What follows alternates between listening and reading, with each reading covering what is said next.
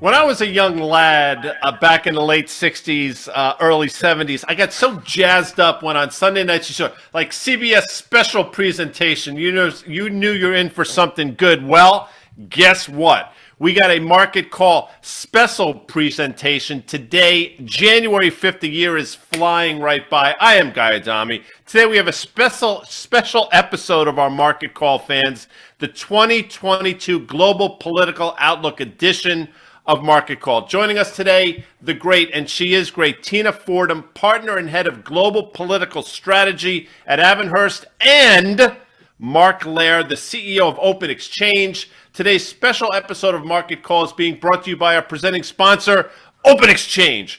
Because as you all have come to know, they manage virtual meetings that matter for the top companies around the world. And I'm telling you, this is a virtual meetings that matter. Dan Nathan, how are you? I'm jazzed up, as you can see. I'm doing great. This is great for us, Guy, because we spent a lot of time on some kind of granular stuff as it relates to markets. We try to kind of tackle the macro here, but really focus this early in the year on geopolitical goings on and the sorts of things that might cause some volatility, not just in our markets, but globally, and how they affect the stuff that we talk about every day is really important. I've had the pleasure of speaking to Tina Fordham on such issues, and now it's going to be our pleasure to kind of have this conversation with our friend Mark Loehr from OpenExchange. Let's bring in Mark Loehr, and I'm having trouble speaking for some reason this morning. Special, and Mark Loehr is special. Mark, how are you? I'm doing really great, terrific to see both you and Dan, and to have Tina here. I mean, first, I feel like I'm the cross-pollinator today, where I'm taking talent from what you all do on a daily basis and Tina's global political insights and connecting those. And I'll let the audience decide who's the flower and who are the bees. But Dan and Guy, I want to congratulate you on the growth of your risk reversal media concept, of using your deep insights into global markets over several decades, Guy, to share video and audio. And OpenExchange obviously is supporting the video production side of it and working with you on your audio podcast as you build out your audience.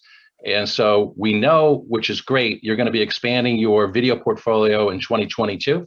You started on Monday with Carter Worth and those worthwhile charts. Yesterday with macro via the market, and today again generously agreeing to moderate for our global geopolitical clairvoyant Tina Fordham.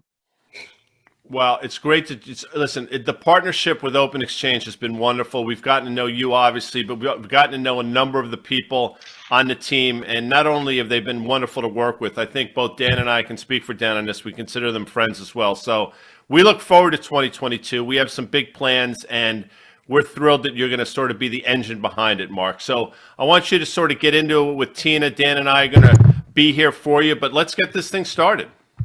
It's going to be your show. I will kick it off. Tina, the OpenExchange team looks forward to conveying your global experience and wisdom to professional investors and political leaders in a live, impactful manner. No net below us, right? So this is all live that everybody's watching, as Guy and Dan know. But Tina, you've been in the business of advising institutional investors and the C-suite about global political outlook for over 20 years now. At your Asia Group and at Citi for 17 years, and now as a partner at Avonhurst. And you've seen lots of changes in that 20 years. But let's just start with a question of how COVID has changed the way you're advising leaders about positioning for the future. Thanks, Mark. And hello to everyone from London. When the pandemic hit, I actually put out a research note that said this changes everything. It was in March. And at that time, most investors, most business people, most people were expecting things to go back to normal pretty quickly. If we fast forward 2 years' time, deja vu here, we're on working from home restrictions. The fact that we've had 2 years of this pandemic crisis, even though I do believe that we've turned the corner now, having had Omicron personally over Christmas, there will be a lasting impact of the changes. And I think if we overlay the combination of the pandemic and how its, I think, kind of lagging effects are going to impact voting behavior, public expectations, kind of, less tolerance for leaders on top of what is a very complex economic and investment environment. We've never been here before. And I listened to an earlier broadcast from these guys who talked about how much markets had absorbed in 2021. I think that's maybe a overly charitable way of putting it. Markets have ignored a lot of factors. I actually think that points to human nature, to the idea of a kind of normalcy bias. We expect the present to continue. We're optimistic about it. And I don't want to be the one who rains on the parade, but we've got a pretty significant constellation of risks. And among them is the idea that geopolitical risk, in my view, is going to be back on top of inflation, rates rising, central banks being less accommodating, and people being pretty fed up and cross as we come out of this period. Yeah, I think fed up and cross is something that, in America here, we've gotten kind of used to over the last few years. We do also throw in there the midterm elections, which is going to be a huge driver, I think, not just here, Tina, and I think you probably agree, but it really is going to have impact all over the world here. And so let's see what happens. But, you and I were chatting about this earlier, and I've read some of your recent interviews. You've been critical of this notion of sort of super forecasting. Say it downplays the role of change and human agency, and also tends to overly focus on event risks. And so I'm just really curious, is like, what's different about your approach if you're thinking about super forecasting that way? A lot of people, a lot of pundits, a lot of prognosticators, they like to kind of overly generalize things, right? And so I think that's kind of what you were getting at your last comment. But how is it relevant to the decision makers that you advise, the way that you kind of think about forecasting and overgeneralizing? Well, Dan, I mean, everyone wants to be a hero, right? And be able to look back, be the next Nate Silver and say, I nailed this, I got that right. Most of the leaders that I'm talking to, whether it's a 3-star general in the British Army or a CEO or a CIO, they're having to look at a whole set of forces, right? It's not just about who's going to win and who's going to lose, who's up and who's down, but rather, a worldview. And coming back to what Mark asked, that's different from 20 years ago. 20 years ago, it was about emerging markets, political risk, and when are these countries going to become more like us? Well, that seems almost infantile now as an assumption to make.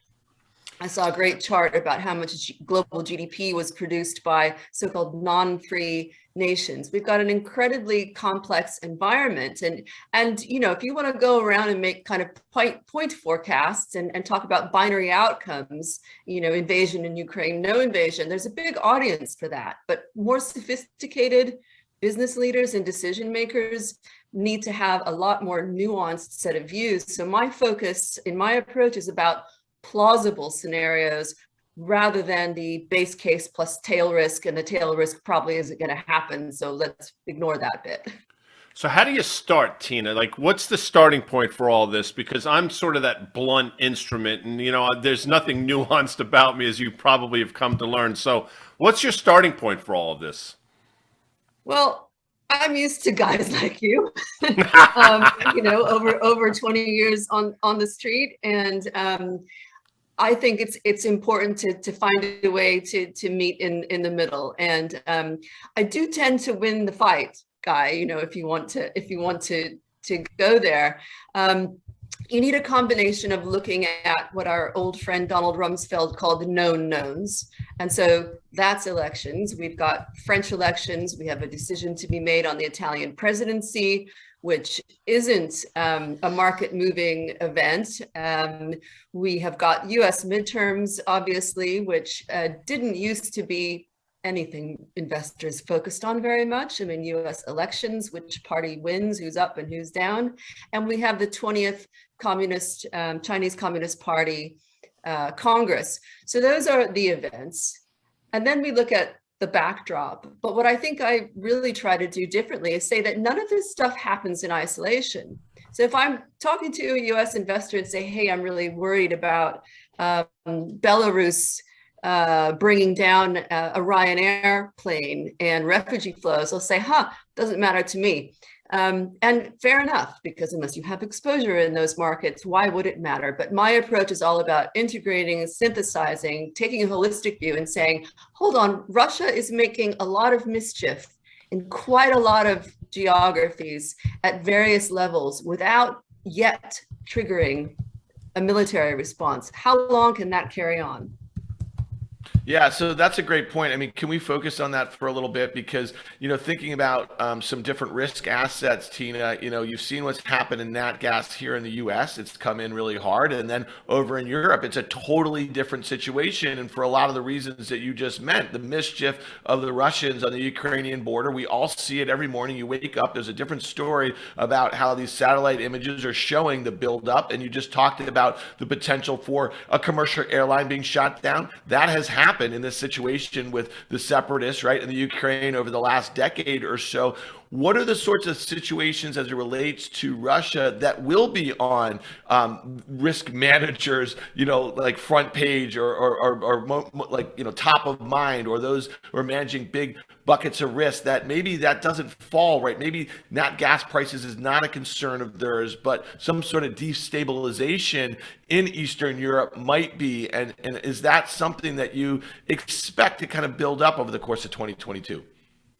Well, I mean, as a long-standing Russia watcher and post-Soviet expert going back to grad school and a lot of time spent in the region, I could talk about this for a long time, because I actually think that the reverberations from greater tensions between Russia and Europe as it relates to the gas price crisis and the crunch there on supplies, also more coordination between Russia and China, I think, is not adequately factored in. This is really a potential nightmare scenario. Even though Russia is very much the little brother in the construct, a complete economic dwarf compared to China, if Russia and China start coordinating, even to just simply undermine sort of Western objectives, G7 coordination, it's going to be very problematic. The fuel price crisis, and in Europe, we're absolutely heading that direction with Nord Stream 2 being held up, but almost ready to go online, and with Russian kind of intervention, as mentioned, with refugees coming from Lithuania, pressure elsewhere. We have the potential for a bigger challenge to the European Union, confrontation over Russia, and yet nobody really wants to poke the bear. One of my predictions, though, for this year is that Russia will do something that will prompt a further round of sanctions. Whether it's SWIFT and being shut out of SWIFT or not remains to be seen, but I don't think this is going to quieten down.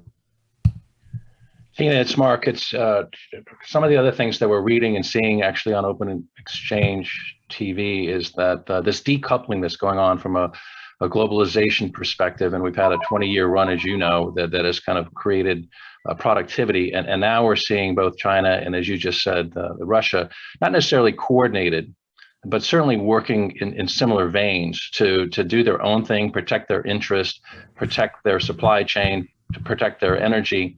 And whether or not they're coordinated or not, that's going to have ramifications in terms of a few market impacts this year if something happens in Ukraine and or Taiwan, but also probably less willingness to support a global supply chain. So the inflationary risks that we've been seeing lately probably continue longer than people talk about. Can you talk about that for a second? And then after we do that, I just want to point out that we've got the John Madden of telestrators here with Guy Adami. So you've got a couple of charts that you have been speaking to lately. So after we answer this question, the team will bring up a few charts, and Guy, you can walk her through that and ask some of the questions that you see from her format. I'm in for it. Go ahead, Tina. Well, my wall of worry chart is always popular with investors, and I cover some of this.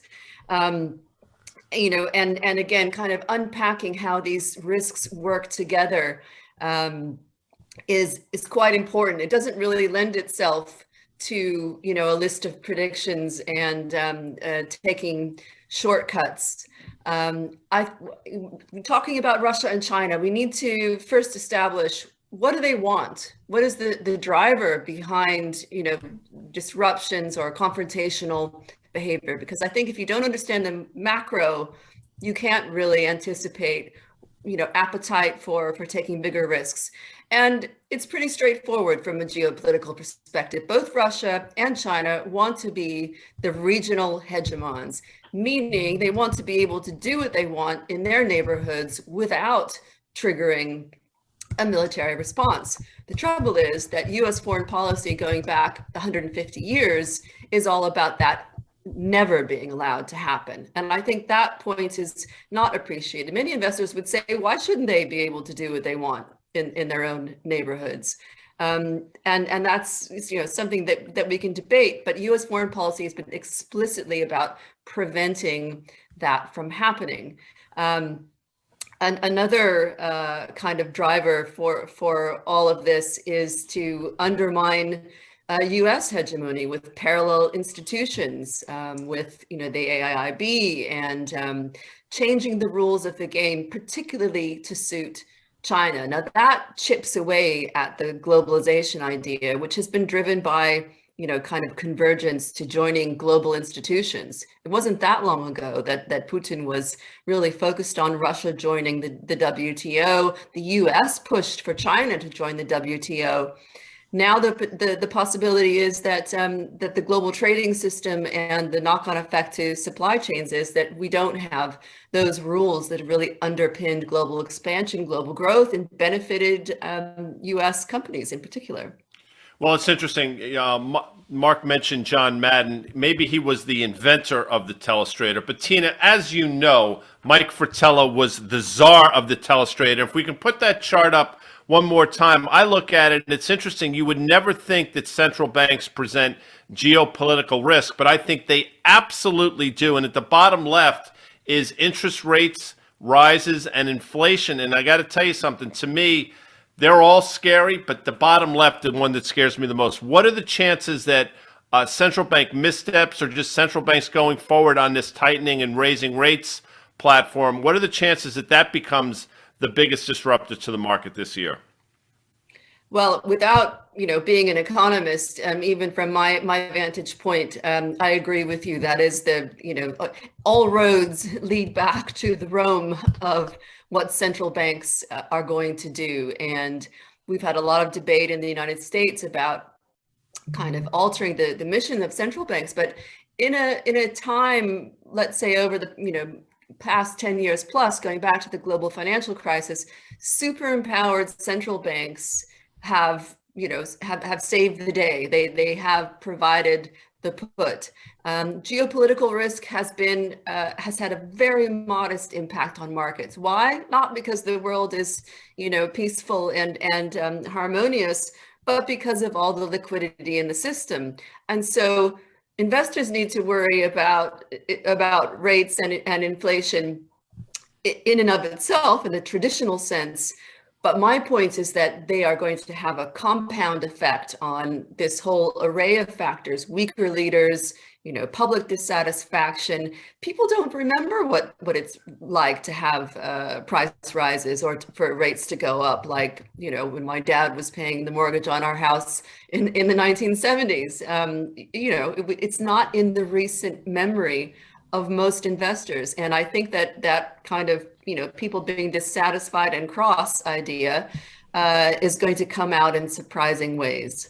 Yeah, but Tina, it's interesting. I mean, and I don't remember those times either, but what I do remember since I entered the markets about 25 years ago is basically an upper left, bottom right as it relates to interest rates, and you could do upper left to the higher right for as it relates to central bank balance sheets. And I just don't see that changing a whole heck of a lot. So I just don't see rates ever going meaningfully higher. Now, one of the risks that we know that there was a lot of people yelling and screaming about when we started QE here in the US after the financial crisis or during the financial crisis was inflation. But you know what? For years after, for years after the Fed, specifically here in the US, was fighting to get inflation up to 2%. So my view is that all this stuff kind of normalizes a little bit. We're already seeing some of the supply chain issues kind of normalize a little bit. Your point about Omicron, this variant is going to be less severe on some of the implications that we it's an area where we probably see things normalizing a bit more. So all the fears of super forecasting about higher inflation, maybe that's a bit overblown. And I'm just curious your thoughts. What if we find ourselves in the back half of 2022 where growth goes back to that pre-pandemic level somewhere, at least in the US as it relates to GDP, just a little bit north of 2.2 or 2%. That was the average in the prior 10 years to the pandemic. And then maybe inflation does find its way back below 3%. And we have rates on a real basis that are really manageable. They're not too heavily negative like they are right now. You know, my focus as a political scientist and on the kind of socioeconomic side of things is much more on how people react, on how voters react. And I think you won't, you know, it will be a nonpartisan public response in that everyone will hate it, if you see what I mean. And that's bad for incumbents, which is why another one of my predictions for 2022 that I think a lot of your viewers will probably be happy about is a wipeout in Congress for Democrats. But the truth is that it's not necessarily targeted at the Democrats in particular, but any party that happens to be in power in this next 1 to 2 year period, as the kind of cohesion that came about during the pandemic itself wears off, as the boost from rolling out vaccines that has given politicians a reward wears off, they're going to blame whoever is in power. And so, kind of woe betide anyone who's got an election coming up this year and next. One of the things that is, a signature thesis of mine is what I call vox populi risk and all this sort of grassroots discontent. In the US, we have very high levels of dissatisfaction despite a pretty strongly performing economy, despite a lot of positive indicators. And you used the word decoupling earlier.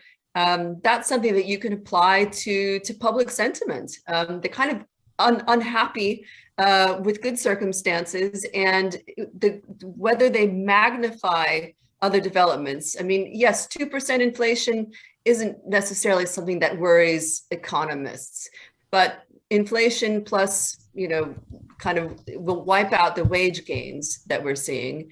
And one of the things that we know is that unless people are feeling more optimistic and a sense of momentum in their personal lives, they tend to feel like it's going backwards. And this has been a long-standing issue in the US that very much led to Donald Trump's election, the sense of people, kind of running to stay in place.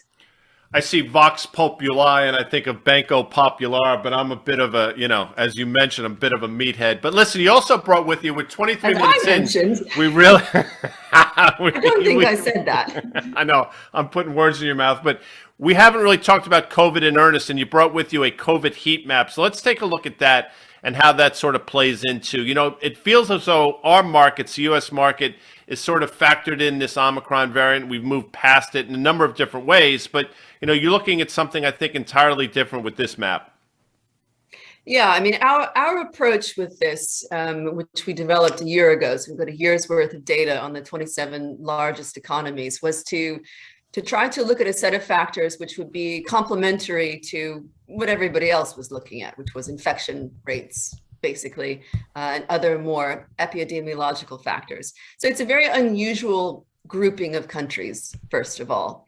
The point of the index was to look at resilience and susceptibility, not which countries were going to have a necessarily better or worse experience of COVID, but the underlying factors that would help a country navigate. So Sweden, for example, had no quarantine, famously, had pretty high death rates. We put them in green. Why do we say that? Because of social cohesion, which means following the rules, because it's good for other people rather than our American, I'm not putting a face diaper on because it violates my human rights and civil liberties. For better or worse, countries with high levels of social cohesion have largely been able to navigate this crisis fairly well. Low trust is another factor. One of the things that jumps out and worries me quite a bit is that if we look at the countries that have the lowest levels of trust, a very, fuzzy indicator for sure, they are the United States, France, and Russia.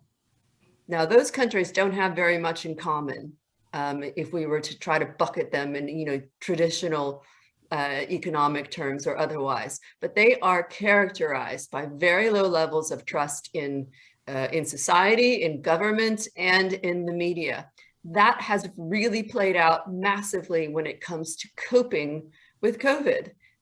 Being willing to take the vaccine and to engage in other behaviors that at least have helped manage the crisis. There are questions about where that takes us going forward. But if you've got an election and you have a kind of conversion between anti-government sentiment, anti-establishment, and it's time to vote, what if the lefty anti-vax people come together with the populist right? Suddenly, that takes a big bite out of usual voter segmentation. We're going to see that a bit in France, where that's at play, and potentially in the US as well. We tend to exceptionalize ourselves in the United States, and in fact, the political ground is shifting more than we might realize. In my business, one of my sayings is that time is a weapon, and you need to know when to turn certain cards over and when to be patient. And there's no patient country in the world other than China. And I think that my belief is that the fuzziness that you described and the inability for countries, whether it's US or in France, to come together around a meaningful issue leaves them in 2022 to a real opportunity with Taiwan that they haven't had in 70 years to make a move and not have a reaction that would be as strong as it might be 5 or 10 years ago.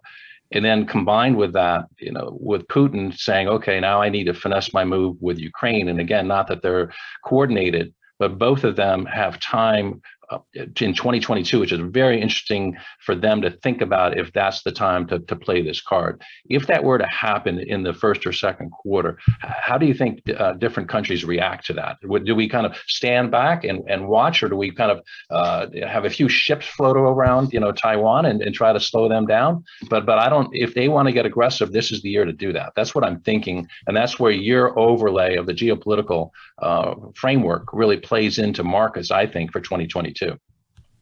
Absolutely agree. I mean, now is a time to be a geopolitical opportunist. Maybe as a big state like China or Russia, and maybe smaller actors that want to test, particularly U.S. willingness to defend its own red lines and maintain its security umbrella, because the U.S. is inwardly focused. We've got an election this year. Biden and Putin had their phone call, what was it, a week ago? What did Biden say? No, we're not going to send troops, but, there might be sanctions. Is that a hit that Russia might be willing to take? These calculations, their risk calculation has changed as a result of COVID. And let me make this point, because I think it's also maybe lost on international observers. From where China and Russia sit, the United States and Europe have done a catastrophic job of managing COVID and hastened our own decline. That's how they see it. I'm not defending that point of view, but the viral videos of the guy in Costco who won't wear a mask really make an impression in Beijing and in the Kremlin. These people have lost the plot. Whether that's true or not, again, is a different point, but does it increase the risk calculus? I think it really does, but much more toward sub-threshold, below radar actions. Guy, I know you're dying to contradict me. No, not at all, Tina. Listen, I've enjoyed this, and it's interesting. Mark said that time is a weapon, and obviously that Cher said words are like weapons, and it's funny because I've always sort of equated Mark and Cher together. Just quoted Cher. Of course, Listen, I'll go all day You with have this gone stuff. up in my estimation. You throw something out there, and I will quote anybody you want. But with that said, we can't turn back time, but we have a few minutes left. Anything you want to talk about? The counter consensus that you're looking at? Any wild cards as we get into 2022? And by the way, seriously, thank you for your time today. I can only, as we're throwing around song lyrics, I've got to quote Pat Benatar and say that love is a battlefield. But everything's a battlefield at the moment. I mean, everything's up for grabs. And, part of that question you asked me about the super forecasting and human agency, the Black Lives Matter uprisings, whatever you thought about them, were an authentic expression of something. And that something hasn't been resolved or addressed in any way. I think that we will see more of these kinds of eruptions and not fewer in the next year or two. Here we've got my Great Gatsby versus Grapes of Wrath formulation, which I'm quite fond of, even though the Great Gatsby came out at least more than 10 years before Steinbeck's Grapes of Wrath. But it's just a reminder of the divergent futures. But a lot of the things that market watchers will need to be focused on is going to depend on how people interpret and perceive what happens next. And I don't care how good of a super forecaster you are. I don't think you know the answer to that. It is different from the NFL. Well, hold on, Guy. It's really interesting. She just mentioned the Great Gatsby, and David Rosenberg of Rosenberg Research, Tina, who you probably know, and I know Mark knows well, and he has, made a career on being kind of counter consensus a little bit. But he said something in a tweet really interesting a week or two ago. And you just mentioned the Great Gatsby. It was written in 1925 during the Roaring Twenties, and he said not once in that book, 7 years after the Spanish flu pandemic, was it mentioned in that book, which I thought was really fascinating. And it kind of brings me back to what I was just saying about the kind of reversion of a lot of the trends. We were talking about inflation and the worries about, you remember what it was like. Guy remembers the gas pumps waiting in line in the late 70s, or paying a mortgage of double-digit percentages, or maybe higher, And I'll just say this, like pre-pandemic, again, most forecasts were worrying about disinflationary factors. You know what I mean? And I just don't believe that this black swan changed the game so entirely for the next decade or 2 decades as we think about growth, as we think about inflation and those sorts of things. So I just wanted to kind of weigh in on that one, because I do feel like in 2 years from now, we're going to be looking back on this and being like, all right, we're right back to where we were prior. But that's just me.